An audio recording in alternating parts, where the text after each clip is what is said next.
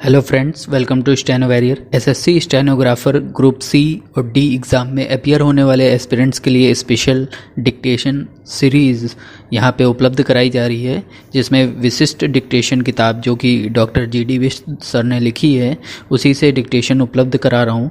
उसमें प्रयुक्त वाक्यांशों की आउटलाइन हमारे फेसबुक पेज और टेलीग्राम चैनल पर उपलब्ध कराई जाती है, जहाँ से आप देख सकते हैं। और उसके बाद 100 शब्द प्रति मिनट पर डिक्टेशन उपलब्ध कराया जाएगा। आज अभ्यास 4 में, जिसके अब डिक्टेशन लिखने के बाद ट्रांसक्राइब हिंदी में अवश्य करें, क्योंकि उससे आपको गलतियां पता चलती हैं।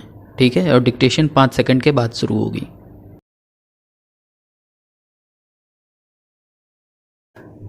महोदय, यह बहुत प्रसन्नता की बात होती यदि माननीय राष्ट्रपति जी की जो भावनाएं थीं उसी के अनुकूल यह सरकार आचरण करती, और तब हम धन्यवाद के प्रस्ताव पर यहाँ पर अपनी सहमति देते।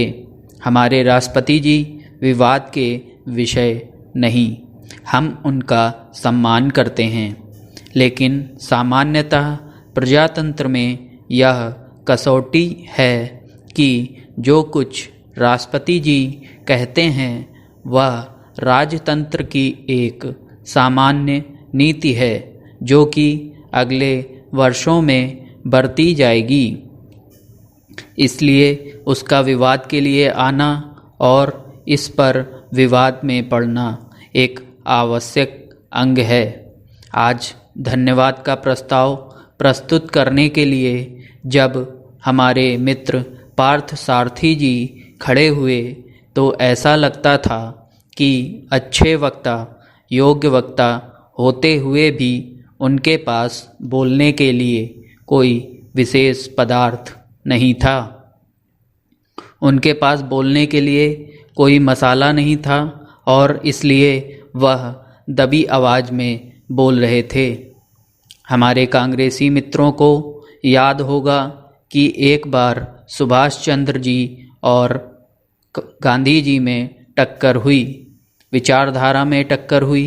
और त्रिपुरा कांग्रेस में जब सुभाष बाबू ने एक प्रस्ताव रखा था, तब उस प्रस्ताव के विषय में बोलते हुए श्री जवाहरलाल नेहरू और खान अब्दुल गफ्फार खान ने यह बताया था कि पूरा प्रस्ताव पढ़ने के बाद मैं इस परिणाम पर पहुंचा कि इस प्रस्ताव में कुछ भी नहीं है, केवल शब्द हैं, शब्द हैं, शब्द हैं। और इसी तरह से आज 30 वर्ष के पश्चात इस अभिभाषण को पढ़ने के बाद मालूम होता है कि केवल शब्द हैं और इसके अतिरिक्त कुछ नहीं है।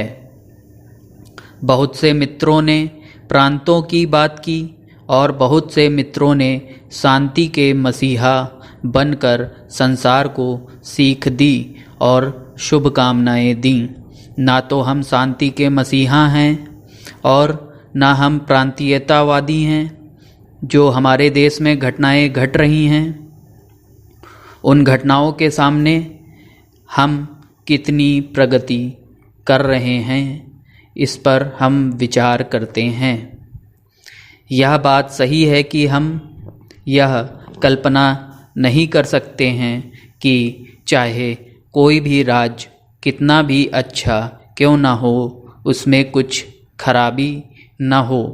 हमारे राम राज्य की कल्पना जो गांधी जी ने की थी, उस राम राज्य के बारे में भी लोगों ने गलतियां बताईं।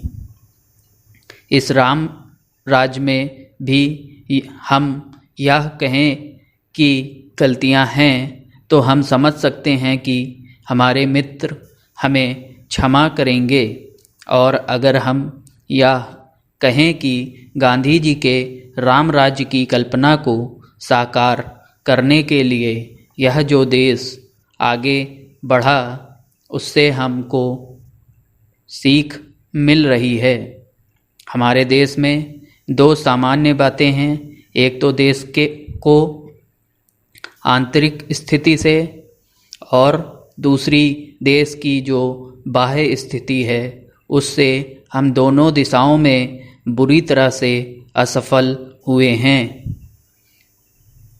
हमारे देश का बाहर जितना सम्मान था उसके बारे में हमारे जो नए मित्र आए होंगे उनके सामने हमें तथ्य प्रस्तुत करने की आवश्यकता नहीं है। लेकिन सन 1946 में आधा संसार हमें अपना नेता मानने के लिए तैयार था। यह सच है। स्टॉप।